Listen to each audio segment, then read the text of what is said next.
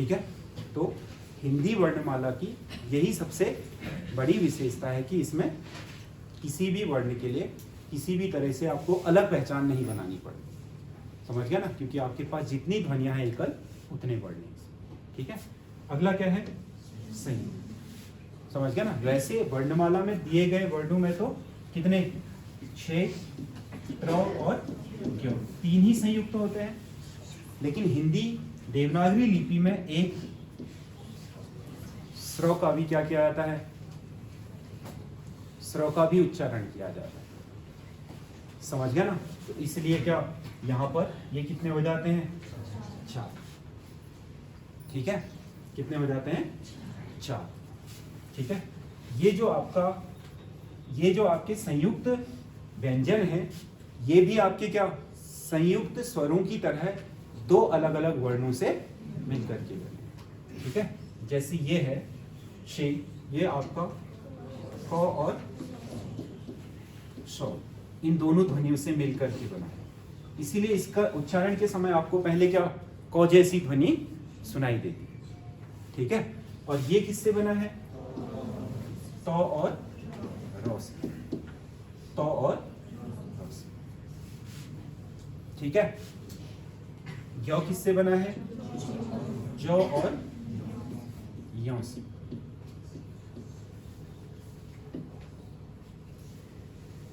ठीक है, इसीलिए ये क्या है, ये क्या है, संयुक्त। स्र भी किससे बना है, स और र से, ऐसे भी लिख सकते हो।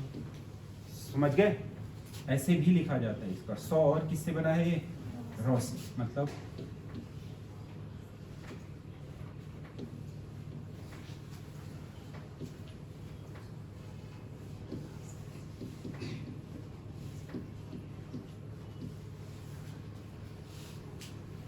स और र से, स्र।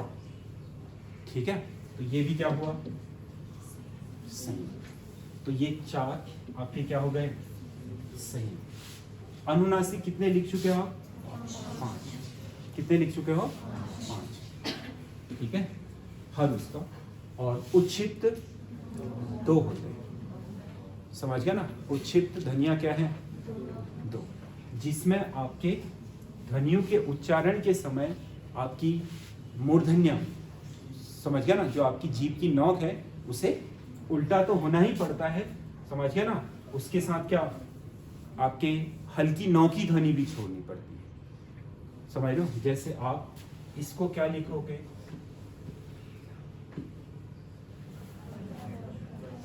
पढ़, क्या लिखोगे, पढ़। इसको क्या लिखोगे, पढ़, ड़, ड़। समझ गया ना, तो सॉरी 9 ध्वनि नहीं, ड़। समझ गया ना, और जैसे आप इसको लिखोगे पेड़, क्या लिखोगे, पेड़। इसको क्या पढ़ोगे, पेड़, क्या पढ़ोगे, पेड़। समझ गया ना, तो ये ध्वनि से ये ध्वनि अलग है या नहीं है, और ये ध्वनि से ये ध्वनि अलग है या नहीं है, ड़ और ढ़। समझ गया ना, इन ध्वनियों को बोलते हैं हम क्या, उच्छिष्ट व्यंजन। ये अलग है इन सबसे। ढ के नीचे बिंदी और ड के नीचे बिंदी, ड के नीचे बिंदी और ड के नीचे बिंदी। समझ गया ना, तो वो दोनों क्या होते हैं, उच्छिष्ट। ठीक है, 25 आपने लिखे क्या, स्पर्शी। ठीक, और 4 क्या लिखे, अंत्यस्थ। 4 क्या लिखे, अंत्यस्थ। 4 क्या लिखे, 4 क्या लिखे, संयुक्त। और अनुनासिक, क्योंकि वहां गणना हो गई है 25 में, तो हम यहाँ ले नहीं रहे हैं। होते 5 हैं, लेकिन यहाँ नहीं लेंगे, क्योंकि वहां गणना ऑलरेडी इन 25 में गिन लिया है ना हमने, स्पर्शी वाले। ठीक है, 2 क्या है, उच्छिष्ट। तो 25 ये हैं, ठीक है, और 4 ये हैं, 29, 4 ये हैं, 4 ये हैं, 37, और 2 ये हैं, कितने हो गए, 39। हमने कितने लिखे थे, 41। तो अयोगवाह भी तो है, अंक और अह। 2 अयोगवाह भी तो हैं, कितने हो गए टोटल? ठीक है, क्योंकि मैंने क्या बोला, अयोगवाह को ना तो हम स्वरों में रखते हैं ना ही व्यंजन में, समझ गया ना। लेकिन फिर भी हम क्या, उनकी ध्वनियों के कारण निर्धारित करते समय उन्हें 41 में ले लेते हैं, 11 में नहीं लेते, है तो वो दोनों साइड नहीं, समझ रहे हो। लेकिन हमने यहाँ एक जो व्यंजनों की 41 की गणना करी है, उसमें हमें वो 2 लेने पड़ते हैं, इस प्रकार वो 41 बनते हैं और ये 11, और दोनों मिलके कितने बनाते हैं? 52, समझ गया ना। तो हिंदी वर्णमाला में टोटल 52 वर्ण इस तरीके से क्या व्यवस्थित किए गए, समझ गया ना। 52 वर्णों को जो आपकी व्यवस्था है, वैज्ञानिक व्यवस्था है, वो ऐसी है, ठीक है। और इसमें अगर आप इसको क्या उच्चारण स्थल के आधार पर लिखना चाहते हो, तो इनको उच्चारण स्थल के आधार पर भी लिख सकते हो। कैसे लिखोगे उच्चारण स्थल के आधार पर?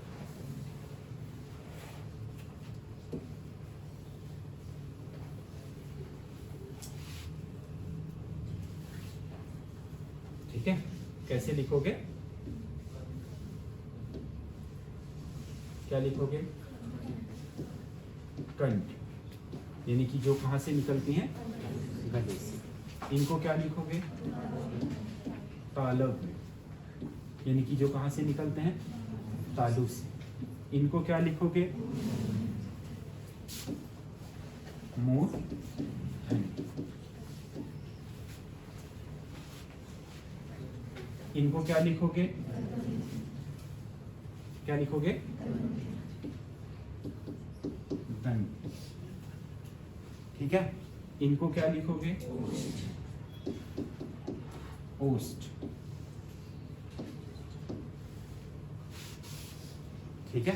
यानी कि इनका उच्चारण स्तर क्या है? कंठ। इनका क्या है? तालव्य। इनका क्या है? मूर्धन्य। इनका क्या है? दंत। इनका क्या है? ओष्ठ, ठीक है। इसके अलावा कई बार हमसे पूछा जाता है कि इनमें से कौन सा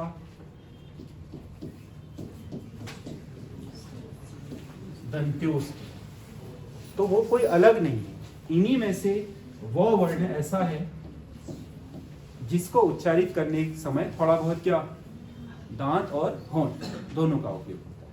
वैसे वो है किसमें? य, र, ल, व। इनमें से किसी में भी है स्पर्शी में?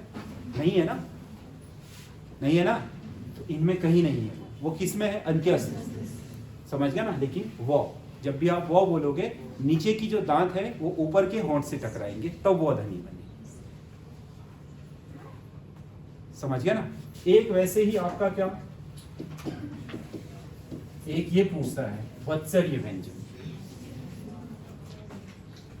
कौन कौन से हैं? र है, न है और ल है। वत्सर्य का मतलब यही है, जिनको उच्चारित करते समय र, न, ल जीभ के ठीक दांतों, ऊपर वाले दांतों के ठीक पीछे वाले हिस्से पर, जिसे क्या बोलते हैं? वत्सर्य, समझ गया ना। जो मसूड़ा है आपका, समझ गया ना, उसमें टच करेगी जीभ, इसीलिए इन्हें वत्सर्य बोलते हैं, ठीक है। एक और पूछा जाता है आपसे, काकल्य। क्या पूछा जाता है? काकल्य, या इसे स्वर तंत्र मुखी भी बोलते हैं, समझ गया ना। क्या बोलते हैं? स्वर तंत्र मुखी, जिसको बोलते समय स्वर तंत्र में बहुत अधिक क्या हो? कंपन हो, समझ गया ना, उसे बोलते हैं काकल्य। ये होता है ह। क्या होता है? क्या होता है? ये इन्हीं वर्णमाला में से लिए गए हैं, ठीक है। इनका स्थान क्या है? स्थान के आधार पर इनका नामकरण कर दिया गया है। बाकी जो आपके व्यवस्था में है, व्यवस्था में आपके स्पर्शी व्यंजन केवल कितने होंगे? 25, 5, 5 के 5 वर्गों में होंगे। इन पांचों का उच्चारण स्थल 1 होगा, इन पांचों का उच्चारण स्थल 1 होगा, इन पांचों का उच्चारण स्थल 1 होगा, इन पांचों का उच्चारण स्थल 1 होगा, और इन पांचों का 1 होगा, ठीक है। बाकी ये जो आपने लिखे हुए हैं, ये किसके लिए हैं? ये जो लिख रहे हो, ये पढ़ रहे हो आप, ये किसके लिए है? कोई विशिष्ट, क्योंकि बहुत सारे समय से आपने देखा होगा कि हमारे एग्जाम में क्या किसी भी तरीके के क्वेश्चन पूछ देगा। एक वर्ण को लेकर के और आता है द्वितीय व्यंजन। क्या पूछता है? द्वितीय व्यंजन। ये एक्चुअल में वर्णमाला से नहीं है क्वेश्चन। द्वितीय जो व्यंजन पूछता है ये वर्णमाला का नहीं है, ये क्वेश्चन ही वर्णमाला का नहीं है, ये है भाषा के मानकीकरण का। किसका? भाषा के मानकीकरण का। समझ गया ना? जब हम कंप्यूटर में आपके किसी वर्ण को लिखते हैं तो उसे लिखते समय हमारे पास कई वर्ण ऐसे हैं, समझ गया ना, जिनको हम साथ में एक पाई में ही नीचे की तरफ लिख देते हैं। समझ गया ना? जैसे हमें क्या लिखनी हो, मिट्टी शब्द लिखना हो, क्या लिखना हो, मिट्टी शब्द। समझ गया ना? तो टॉ के नीचे ही क्या लगा देते हैं। इससे क्या होता है, जैसे ये लाइन है ना, तो होता क्या है, फाउंड को क्या रहना चाहिए, पूरी लाइन के फाउंड को एक लाइन के अंदर रहना चाहिए ना। लेकिन जैसे ही आप क्या करोगे, मिट्टी लिखोगे, समझ रहे हो, तो मिट्टी आनी इतने में चाहिए थी, लेकिन ये टॉ चला जाएगा यहाँ, तो ये लाइन हट जाएगी यहाँ से। समझ रहे हो? ये वाली लाइन क्या होगी, हट जाएगी।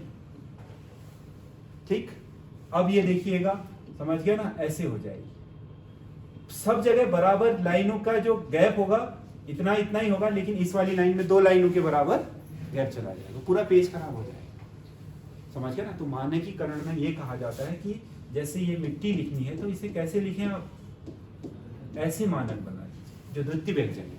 मतलब जिस व्यंजन में उसी व्यंजन की वीमा चढ़ा करके नीचे को क्या लिखा जा सकता है, उसे द्वितीय बोलते हैं। समझ गया ना? ऐसे व्यंजन जिसमें 2 व्यंजनों को क्या एक ही पाई में, एक ही मतलब जो भी खड़ी पाई है, समझ गया ना, उसमें लिखा जा सकता है। ठीक है? कई बार आप उद्देश्य को ऐसे लिख देते हो ना, लिखते हो या नहीं, समझ गया ना? तो कैसे लिखा जाना चाहिए, ऐसे। तो ये आपका क्या है, ये मानक है। समझ गया ना? इसे अमानक माना जाता है। समझ रहे हो? क्योंकि इससे पेज खराब हो जाता है। तो ऐसे वर्ण को क्या बोलते हैं, द्वितीय बोलते हैं। वो वर्णमाला से रिलेटेड नहीं है। समझ गया ना? कंप्यूटर के मानकीकरण से उठा करके दे रहा है वो आपको। ठीक है? वर्णमाला से जो क्वेश्चन आएगा इन्हीं वर्णों से आएगा, या तो स्वरों से या व्यंजनों से। ठीक है? या तो इनकी व्यवस्था से पूछ लेगा। विशेष रूप से क्वेश्चन कहाँ से पूछता है, इनके उच्चारण स्तर से, ऐसा ही पूछता है। समझ गया ना? सामान्य चीज तो फिर सामान्य है, कितनी संख्या होती है, क्या होते हैं, जैसे संयुक्त व्यंजन कितने होते हैं, इनमें से कौन सा संयुक्त व्यंजन है, तो आपको हर तरीके से पहचानना आना चाहिए। समझ गया ना? अगर आप वर्णों को हर तरीके से पहचानते हैं तो आपको कोई समस्या नहीं है, समझ गया ना, उसका उत्तर देने में। लेकिन यह है कि क्या, जो हिंदी हम व्याकरण पढ़ते हैं, हिंदी व्याकरण में मूल रूप से 3 ही चीजें हैं, एक है वर्ण, एक है शब्द और एक है वाक्य। समझ गया ना? तो आप ये सोच लीजिए कि ये अपने आप में क्या है, एक भाग है पूरा हिंदी का, हालांकि छोटा भाग है, क्योंकि शब्दों का भाग क्या होगा, बहुत बड़ा होगा। समझ गया ना? ये वाला भाग क्या है, छोटा है। समझ गया ना? लेकिन क्या महत्वपूर्ण है, क्योंकि जब वर्ण नहीं होंगे तो शब्द कैसे बनेंगे। शुरुआत तो यहीं से होगी ना, पहले आपको किसका ज्ञान होना चाहिए, अक्षर ज्ञान होना चाहिए, तब जाकर के आपको शब्दों का ज्ञान होगा। समझ गया ना? जब शब्दों का सही ज्ञान हो जाएगा तब आपको वाक्य का ज्ञान कराया जाएगा।